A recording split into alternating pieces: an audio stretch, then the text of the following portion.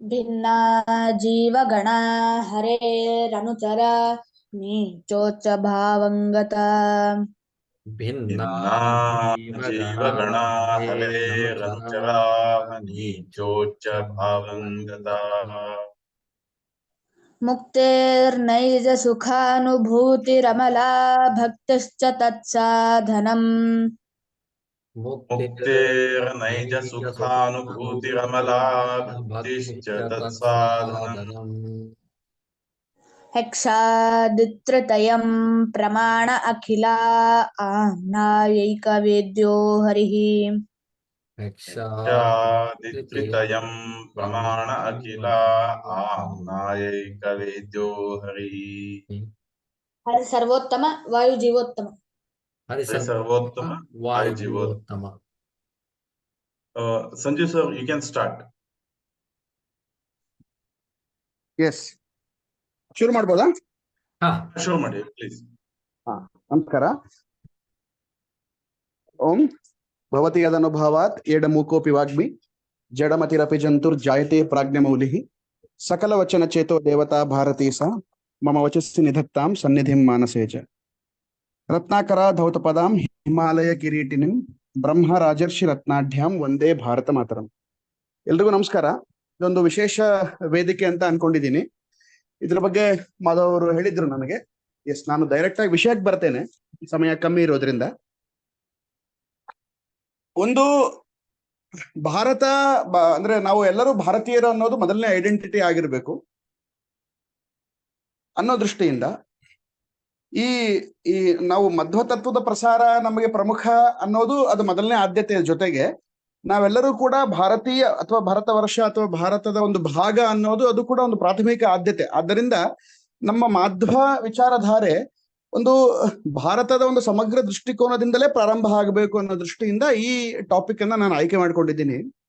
ಯಾಕೆಂದ್ರೆ ನಾವು ತುಂಬಾ ಸಿಂಪಲ್ ಆಗಿದೆ, ಇದು ಬಹಳ ಸರಳವಾದಂತಹ ವಿಷಯ. ನಾವು ಪ್ರತಿನಿತ್ಯ ಸಂಧ್ಯಾ ವಂದನೆ ಮಾಡುವಾಗ ನಾವೇನು ಸಂಕಲ್ಪ ಏನು ಹೇಳ್ತೇವೆ, ಆ ಸಂಕಲ್ಪದ ಒಂದು ಪದ್ಧತಿ ಬಹಳ ಅದ್ಭುತವಾಗಿದೆ. ಸೊ ಅದು ಎಲ್ಲಿಂದನೋ ಕರ್ಕೊಂಡು ಬಂದು ಇವತ್ತಿನ ಸ್ಥಿತಿಗೆ ನಮಗೆ ತಂದಿಲ್ಸುತ್ತೆ. ಅಂದ್ರೆ it is a journey, great journey ಅಂತ.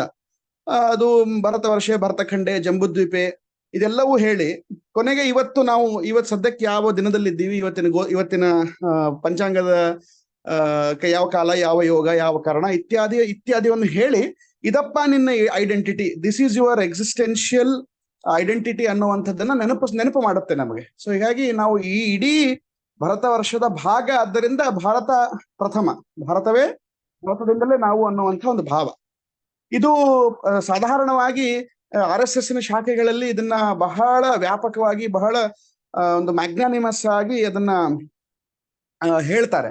ಬಟ್ ಸಂಘದ ಶಾಖೆಗಳಲ್ಲಿರೋ ಸಮಸ್ಯೆ ಏನು ಅಂತಂದ್ರೆ, ಅದು ಈ ಪರಂಪರಾನುಗತವಾಗಿ ಬಂದಂತಹ ಶಾಸ್ತ್ರಿಕ ವಿಷಯಗಳು, ಅಂದ್ರೆ ಶಾಸ್ತ್ರೀಯವಾದ ವಿಷಯಗಳ ಬಗ್ಗೆ ಅವರು ಸ್ವಲ್ಪ ದೂರ ಸರಿಸ್ತಾರೆ. ಯಾಕಂದ್ರೆ ಅವರಿಗೆ ಇಡೀ ಹಿಂದೂ ಸಮಾಜವನ್ನ ಜೊತೆಗೆ ಕರ್ಕೊಂಡು ಹೋಗ್ಬೇಕು ಅನ್ನುವಂಥ ಒಂದು ಧ್ಯೇಯ ಇರೋದ್ರಿಂದ ಅದು ಒಂದು ಹಂತಕ್ಕೆ ಅದ್ರ ಕ್ರಿಟಿಕ್ ಪಕ್ಕಕ್ಕಿಟ್ಟು ಸಂಘದ ಆ ಒಂದು ಕಾರ್ಯಶೈಲಿಯನ್ನು ನಾವು ಅಳವಡಿಸ್ಕೊಳ್ಳೋದು ಪ್ರಾಯಃ ಅದೊಂದು ಒಂದು ಮಾದರಿ ಅಂತ ಅನ್ಕೊಂಡು ಮುಂದುವರಿಯೋಣ.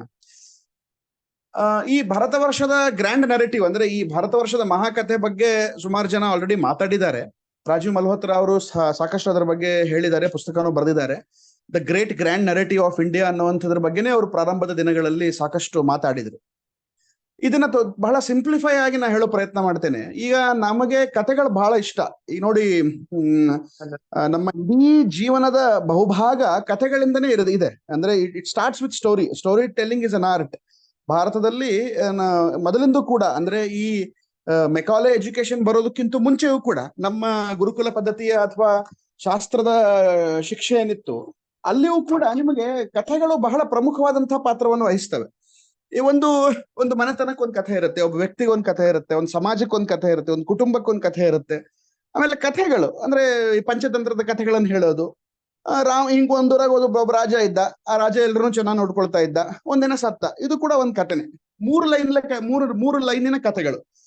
ಸೊ ಹೀಗೆ ಕಥೆಗಳನ್ನ ಕೇಳ್ತಾ ನಾವು ಬೆಳೆದಿದ್ದೀವಿ. ಕಥೆಗಳು ನಮ್ಮ ಜೀವನದ ಒಂದು ಇಂಟಿಗ್ರಲ್ ಪಾರ್ಟ್, ಒಂದು ಅವಿಭಾಜ್ಯ ಅಂಗ ಅನ್ನುವಂಥದ್ದು ನಮ್ಮೆಲ್ರಿಗೂ ಗೊತ್ತೇ ಇದೆ. ಹೇಗೆ ಒಬ್ಬ ವ್ಯಕ್ತಿಗೆ ಒಂದು ಕುಟುಂಬಕ್ಕೆ ಕಥೆ ಇದೆಯೋ ಅದೇ ರೀತಿ ಒಂದು ದೇಶಕ್ಕೆ ಕಥೆ ಇರೋದಾದ್ರೆ, ಭಾರತ ಒಂದು ರಾಷ್ಟ್ರ, ಈ ರಾಷ್ಟ್ರಕ್ಕೊಂದು ಕಥೆ ಇರ್ಬೋದಾ, ಇದ್ರ ಮಹಾಕಥೆ ಏನಿರಬಹುದು ಅನ್ನುವಂತ ಪ್ರಶ್ನೆ ನಾವು ಹಾಕೊಂಡ್ರೆ, ಈ ಎರಡು ಥರದ ವಾದ ನಮಗೆ ಇವತ್ತು ಪ್ರಸ್ತುತ ಪರಿಸ್ಥಿತಿಯಲ್ಲಿ ನಮಗೆ ನೋಡ್ಲಿಕ್ಕೆ ಸಿಗುತ್ತೆ. ಮೊದಲನೇ ವಾದ, ನೋಡಪ್ಪ, ಭಾರತ 1947ರಲ್ಲಿ ಇದಕ್ಕೆ ಸ್ವಾತಂತ್ರ್ಯ ಅನ್ನೋದು ಸಿಕ್ತು. ಸ್ವಾತಂತ್ರ್ಯ ಅನ್ನೋದ್ರೆ ಅದು ಇಂಡಿಪೆಂಡೆನ್ಸ್ ಅನ್ನೋದು ಸಿಕ್ತು. ಸೊ ನಾವು ರಾಜಕೀಯವಾಗಿ ಸ್ವತಂತ್ರರಾದ್ವಿ, ನಮಗೆ ನಾವೊಂದು ರಿಪಬ್ಲಿಕ್ ಅಂತ ಕರೆಸ್ಕೊಂಡ್ವಿ, ನಮಗೆ ಒಂದು ಗವರ್ಮೆಂಟ್ ಅಂತ ಬಂತು, ಒಂದು ಕಾನ್ಸ್ಟಿಟ್ಯೂಷನ್ ಅಂತ ಬಂತು. ಸೊ ಈ ಒಂದು 75-76 ವರ್ಷದಿಂದ ನಾವು ಭಾರತ ಒಂದು ನೇಷನ್ ಸ್ಟೇಟ್ ಆಯಿತು, ಅಥವಾ ಅನ್ಬಹುದು ಅಂತ. ನೇಷನ್ ಸ್ಟೇಟ್ ಅನ್ನೋ ಒಂದು ಪರಿಕಲ್ಪನೆಯಲ್ಲಿ ಇಂಡಿಯಾ ಇಸ್ ಅ ನೇಷನ್ ಅಂತ ಕರೆಯುವಂತ ಪರಿಸ್ಥಿತಿ ಇದೆ. ಸುಮಾರು ಜನ ಬುದ್ಧಿಜೀವಿಗಳಿಗೆ, ಸುಮಾರು ಜನ ಇವತ್ತು ದೇಶದಲ್ಲಿ ಮಾತಾಡೋರಿಗೆ 1947ಕ್ಕೂ ಮುಂಚೆ ಭಾರತದ ಅಸ್ತಿತ್ವವೇ ಇರ್ಲಿಲ್ಲ, ಅಥವಾ ಭಾರತ ಒಂದು ದೇಶವಾಗಿ ಇರ್ಲಿಲ್ವೇನೋ ಅನ್ನೋ ತರ ಮಾತಾಡ್ತಾರೆ. ಸೊ ಇದು ಒಂದು ನರೇಟಿವ್. 1947 ಆಗಸ್ಟ್ 15ರಂದು ಭಾರತ ಅನ್ನುವಂಥ ಒಂದು ನೇಷನ್ ಹುಟ್ಕೊಂಡಿತು. ಇದು ಒಂದು ನರೇಟಿವ್. ಸುಮಾರು ಜನ ಅದರಿಂದ ಆ ಒಂದು ಪಾಯಿಂಟ್ ಇಂದನೇ ಮಾತಾಡ್ತಾರೆ. ಇನ್ನು ಅದಕ್ಕೂ ಮೀರಿ ಈಗ ಇತಿಹಾಸ ಬರೀಬೇಕಾದ್ರೆ, ನೀವು ಇತಿಹಾಸ ಪುಸ್ತಕಗಳನ್ನ ಗಮನಿಸಿದ್ರೆ, if you cautiously read history books, ಅಂದ್ರೆ ಅಕಾಡೆಮಿಕ್ ಬುಕ್ಸ್ ನೀವು ನೋಡಿದ್ರೆ, ಅದರಲ್ಲಿ ಏನಿರುತ್ತೆ ಅಂತಂದ್ರೆ, ಯಾವಾಗ ಬುದ್ಧ ಹುಟ್ಟದ ಅಲ್ಲಿಂದ ದೇಶದ ಇತಿಹಾಸ ಪ್ರಾರಂಭ, ಅಥವಾ ನಮ್ಮ ಭಾರತದ ಇತಿಹಾಸವನ್ನು ಪರಿಗಣನೆಗೆ ತೆಗೊಳ್ಳೋದೇ ಬುದ್ಧ ಹುಟ್ಟಿದಾಗಿಂದ. ಬುದ್ಧ ಹುಟ್ಟಕ್ಕೂ ಮುಂಚೆ ನಮ್ಮ ದೇಶ ಇರಲಿಲ್ಲ, ನಮ್ಮ ದೇಶದಲ್ಲಿ ಯಾವ ಒಂದು ಅಸ್ತಿತ್ವವೂ ಇರಲಿಲ್ಲ ಅನ್ನುವಂಥ ಮಟ್ಟದಲ್ಲಿ ಇತಿಹಾಸ ಪುಸ್ತಕಗಳು ಇವತ್ತು ಕಾಣುತ್ತೆ. ಇವತ್ತಿನ ಯಾವುದೇ ರ್ಯಾಂಡಮ್ ಹಿಸ್ಟ್ರಿ ಬುಕ್ ಅನ್ನು ನೀವು ತೆಗೆದು ನೋಡಿದ್ರೆ ಅದು ಇಷ್ಟು ಬಾಲಿಶವಾಗಿರ್ತದೆ ಅಂತಂದ್ರೆ, it is highly communist oriented ಮತ್ತು ಹೈಲಿ ಒಂದು ಸುಳ್ಳು ಅಪದ್ಧಗಳನ್ನ ಅದರಲ್ಲಿ ಬರೆಯುವಂತಹ ಒಂದು ಪರಿಸ್ಥಿತಿ ಇದೆ. ಅಕಾಡೆಮಿಕ್ ಪುಸ್ತಕಗಳನ್ನು ಹೇಳ್ತಾ ಇದ್ದೀನಿ ನಾನು. ಆದ್ರೆ ಈಗ ನಾವೆಲ್ಲ ಒಂದೊಂದು ಪರಂಪರೆಯಲ್ಲಿ ಬೆಳೆದ್ ಬಂದವರಿಗೆ ನಮ್ಗೆ ಗೊತ್ತೇ ಇದೆ. ನಾವು ಈ ರಾಮಾಯಣ ಮಹಾಭಾರತಾದಿಗಳನ್ನ, ಭಾಗವತಾದಿಗಳನ್ನ, ಪುರಾಣಗಳನ್ನ ನಂಬಿ, ವೇದವನ್ನ ಪ್ರಮಾಣವೆಂದು ನಂಬಿ ನಾವು ಬದುಕುವಂತ ಜನಕ್ಕೆ ನಮ್ಗನ್ಸುತ್ತೆ ಇದು ಸುಳ್ಳಿದೆ ಅಲ್ಲಪ್ಪ ಇದು. ಯಾಕಂದ್ರೆ ನಾನು ಪ್ರತಿದಿನ ಎಕ್ಸ್ಪೀರಿಯನ್ಸ್ ಮಾಡೋದೇ ಬೇರೆ. ನನ್ನ ಅನುಭವಜನ್ಯ ಜ್ಞಾನದ ಪ್ರಕಾರ ಭಾರತ ಒಂದು ಮಹಾರಾಷ್ಟ್ರ, ಭಾರತ ಒಂದು ಅತ್ಯದ್ಭುತವಾದ ರಾಷ್ಟ್ರ. ಇದು ಎಷ್ಟೋ ಸಾವಿರ ವರ್ಷಗಳಿಂದ ಇದೆ, ಅವ್ಯಾಹತವಾಗಿ ಕಂಟಿನ್ಯೂಸ್ ಆಗಿ ನಡೀತಾ ಇದೆ, ಯಾವುದೇ ಅಡಚಣೆಗಳಿಲ್ಲದೆ. ಸಾವಿರಾರು ವರ್ಷಗಳಿಂದ ಬೇರೆಯವರು ನಮ್ಮ ಮೇಲೆ ದಾಳಿ ಮಾಡಿದರೂ ಸಹ ಎಲ್ಲ ದಾಳಿಗಳನ್ನು ಸಮರ್ಥವಾಗಿ ನಿಗ್ರಹಿಸಿ, ಎದುರಿಸಿ, ದಿಟ್ಟ ಉತ್ತರ ಕೊಟ್ಟು, ಛತ್ರ ತೇಜಸ್ಸನ್ನು ಹೊರಹಾಕಿ ಅವರನ್ನೆಲ್ಲರನ್ನು ಓಡಿಸಿ ಮತ್ತೆ ನಾವು ನಮ್ಮ ಧರ್ಮವನ್ನು ಪ್ರತಿಷ್ಠಾಪನೆ ಮಾಡಿದ ಸಾವಿರಾರು ಕಥೆಗಳನ್ನು ಕೇಳ್ತೀವಿ. ಪುರು ಅಂತ ಒಬ್ಬ ಇದ್ದ, ಅವನನ್ನು ಕೇಳ್ತೇವೆ. ನಮ್ಮ ದಶಾವತಾರಗಳ ಕಥೆಗಳನ್ನು ಕೇಳ್ತೇವೆ. ದಶಾವತಾರಗಳಂದ್ರೆ ಎಸೆನ್ಷಿಯಲಿ ಅನ್ಯಾಯದ ವಿರುದ್ಧ ಹೋರಾಟ, ಅಧರ್ಮದ ವಿರುದ್ಧ ಧರ್ಮದ ಪ್ರತಿಷ್ಠಾಪನೆಯೇ ಅದರ ಕಥೆ. ಸಿಮಿಲರ್ಲಿ ಅದೇ ನೀವು ಆಧುನಿಕ ಬಂದಾಗ ನಮ್ಮ ದೇಶದ ಮೇಲೆ ತುರ್ಕರು, ಮೊಘಲರು, ಯವನರು, ಹೂಣರು, ಶಕರು ಎಷ್ಟು ಜನ ದಾಳಿ ಮಾಡಿದ್ರು.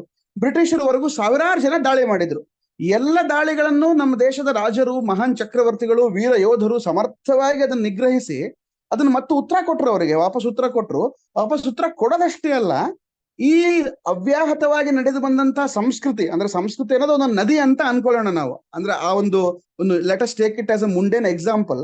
ಒಂದು ನದಿ ಅಂತ ಅನ್ಕೊಂಡ್ರೆ ಅದು ನಿರಂತರವಾಗಿ ಹರಿಯುವಂತಹ ನದಿ. ಆ ನದಿ ತರ ನಮ್ಮ ಸಂಸ್ಕೃತಿಯನ್ನ ಕಾಪಾಡ್ಕೊಂಡ್ ಬಂದ್ರು. ಅಲ್ಲಲ್ಲಲ್ಲಲ್ಲಲ್ಲಲ್ಲ ಎಡರ ತೊಡರುಗಳು ಕಾಣ್ತು, ಅಂದ್ರೆ ಉಪನದಿಗಳ ತರ. ಅಂದ್ರೆ ನಮ್ಮಲ್ಲಿ ಅನೇಕ ಪಂಥಗಳು, ಬೇರೆ ಬೇರೆ ಬೇರೆ ವೈಚಾರಿಕ ಭಿನ್ನತೆಗಳು ಅದು ಸಹಜವಾಗಿ ನಮ್ಮಲ್ಲಿದೆ. ಯಾಕಂದ್ರೆ ಸುಮಾರು ಪಂಥಗಳು ನಮ್ಮಲ್ಲಿದೆ. ಈಗ ನಮ್ಮಲ್ಲೇ ಬ್ರಾಹ್ಮಣರಲ್ಲೇ ಸಾಕಷ್ಟು ಪಂಥಗಳನ್ನ ನಾವು ನೋಡ್ತೇವೆ. ಮಾಧ್ವ ಸಂಪ್ರದಾಯ, ಶಾಂಕರ ಸಂಪ್ರದಾಯ, ಇನ್ನೊಂದು ಯಾವುದೋ ಬೇರೆ ಸಂಪ್ರದಾಯ. ಅದೆಲ್ಲ ಸಂಪ್ರದಾಯಗಳು ಕವಲಾಗಿ ಒಡಿತು, ಅಥವಾ ಅವರವರ ದೃಷ್ಟಿಕೋನಕ್ಕೆ ಅನುಗುಣವಾಗಿ ಇದು ಪಕ್ಕ ಅದು ಶಾಸ್ತ್ರದ ವಿಚಾರ. ಆದ್ರಿಂದ ನಾವು ಹೆಚ್ಚು ಆ ಕಡೆ ಹೋಗೋದು ಬೇಡ. ಇದನ್ನ ಒಂದು ಭರತ ವರ್ಷದ ನರೇಟಿವ್ ಆಗಿ ತಗೊಂಡ್ರೆ ಇದೆಲ್ಲವೂ ಕೂಡ ಭಾರತದ ಸನಾತನ ವೈದಿಕ ಪರಂಪರೆಯ ಭಾಗವೇ. ಸಮಸ್ಯೆ ಬಂದಿರೋದೇನು ಅಂತಂದ್ರೆ, ವೇದ ಪ್ರಮಾಣ, ಈ ವೇದವನ್ನು ಒಪ್ಪಿಕೊಳ್ಳದೇ ಇರುವಂತಹ ಅನೇಕ ಪಂಥಗಳು ಕೂಡ ನಮ್ಮ ದೇಶದಲ್ಲಿ ಹುಟ್ಕೊಂಡವು. ಈಗ ಅವುಗಳಿಂದ ಸಮಸ್ಯೆ ಬಂತು ಹೊರತು ವೇದವನ್ನು ಒಪ್ಪಿ ನಡೆಯುವಂತಹ ಜನರಿಂದ ಸಾಮಾಜಿಕ ಸಾಮರಸ್ಯಗೆ ಯಾವತ್ತೂ ಧಕ್ಕೆ ಬರಲಿಲ್ಲ. ಹೀಗಾಗಿ ಇದು ಕಂಟಿನ್ಯೂಸ್ ಆಗಿ ನಡೆಯುವಂತಹ ಒಂದು ಪ್ರಕ್ರಿಯೆ.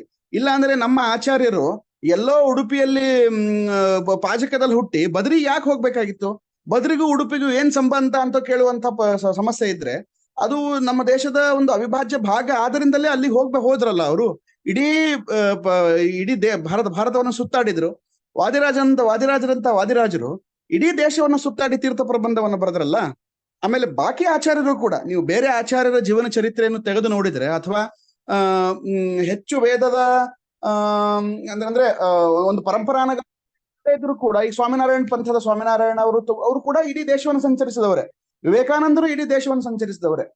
ಹೀಗೆ ನೀವು ನಮ್ಮ ದೇಶದ ಎಲ್ಲ ದಾರ್ಶನಿಕರು ಕೂಡ ದೇಶ ಅನ್ನುವಂತ ಪರಿಕಲ್ಪನೆ ಇಲ್ಲದೆ ಇದ್ರೆ, ಅಥವಾ ಇದು ನಮ್ಮ ರಾಷ್ಟ್ರ ಹಿಂದೂ ದೇಶ ಅನ್ನುವಂತ ಪರಿಕಲ್ಪನೆ ಇಲ್ಲದೆ ಇದ್ರೆ ಯಾಕೆ ತಿರುಗಾಡ್ತಾ ಇದ್ರು?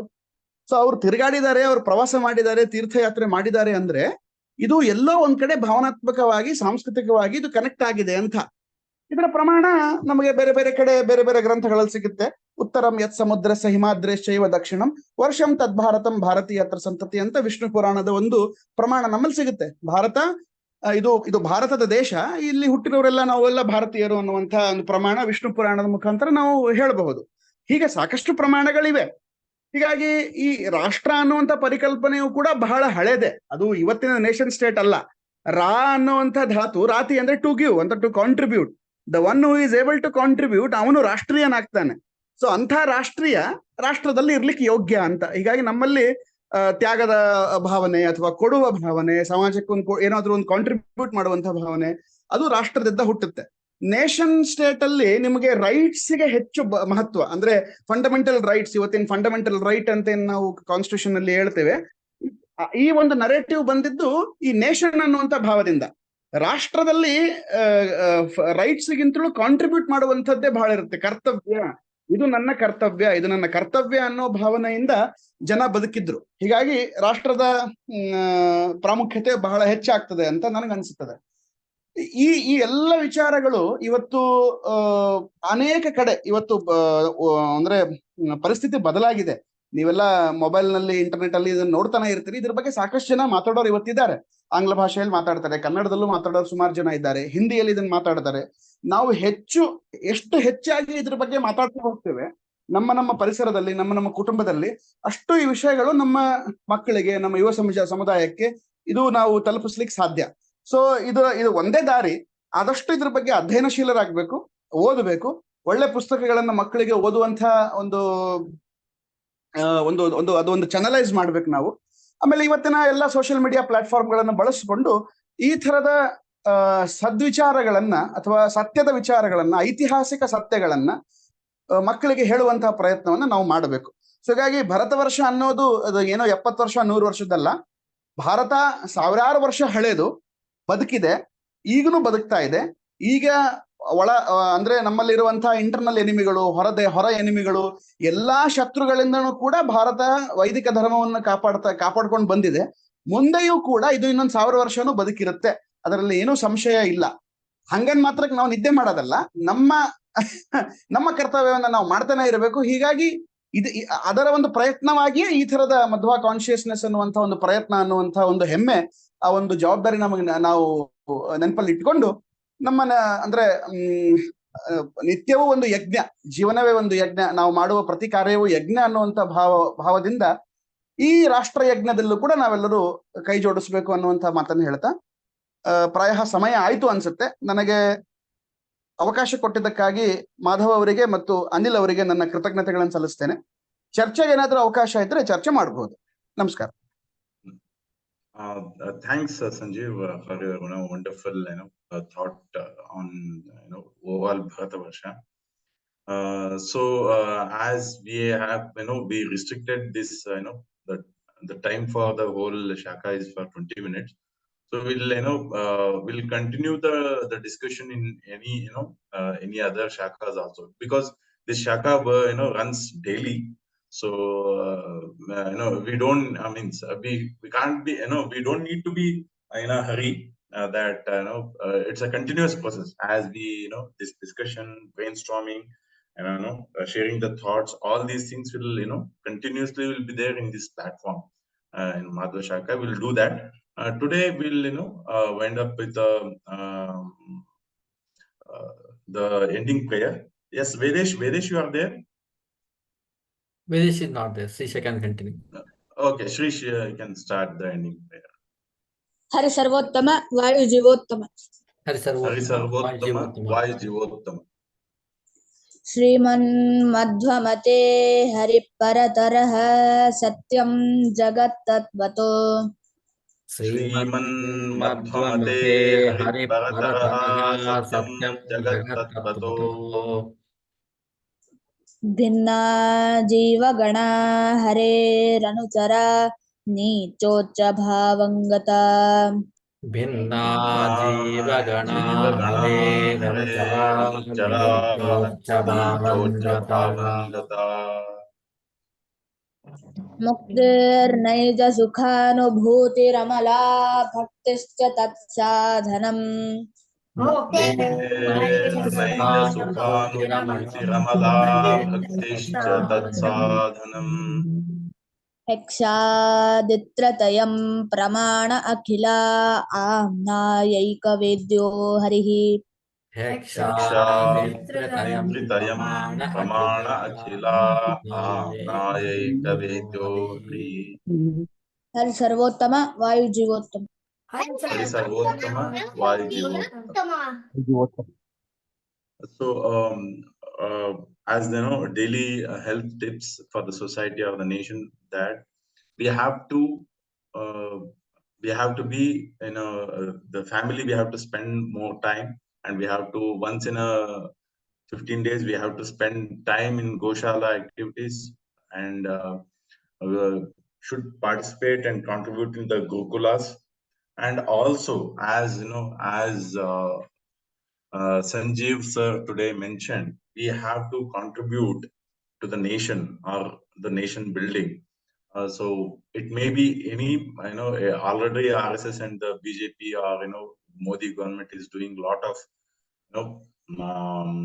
the charity or NGOs stuff. They have already doing it.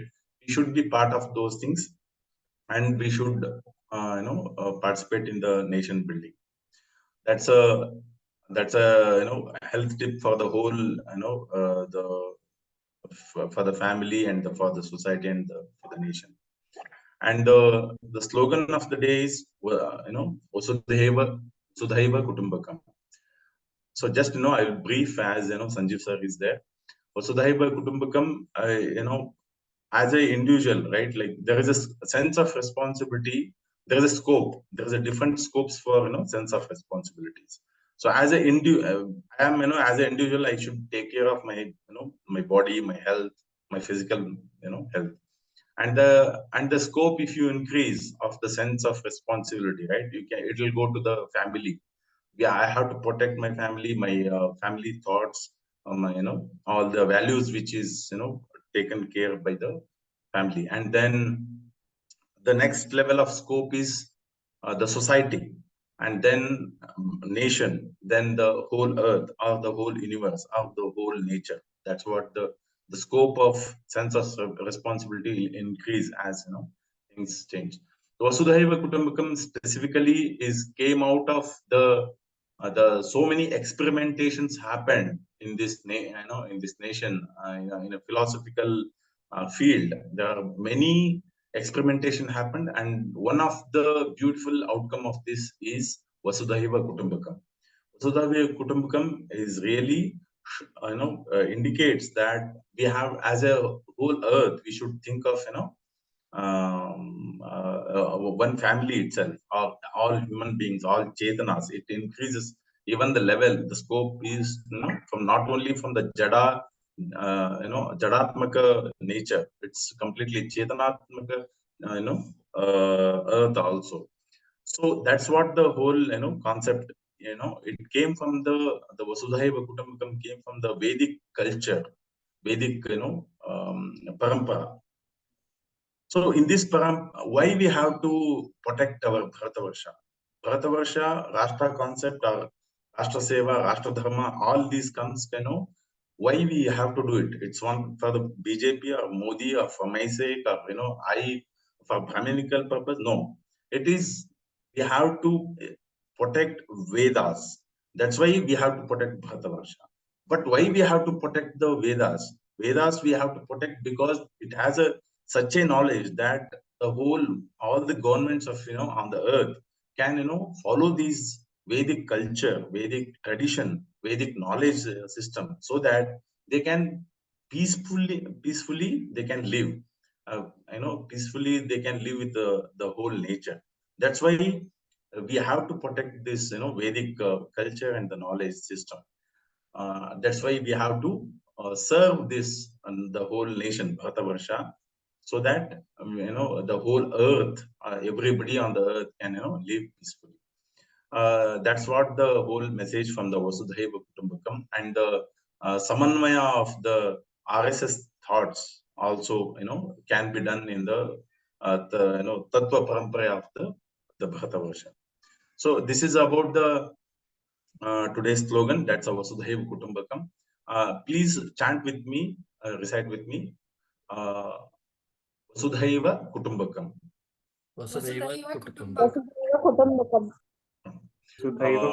Tomorrow at 7:30 we'll meet for the daily Shaka. Shri Krishna Arpanastu.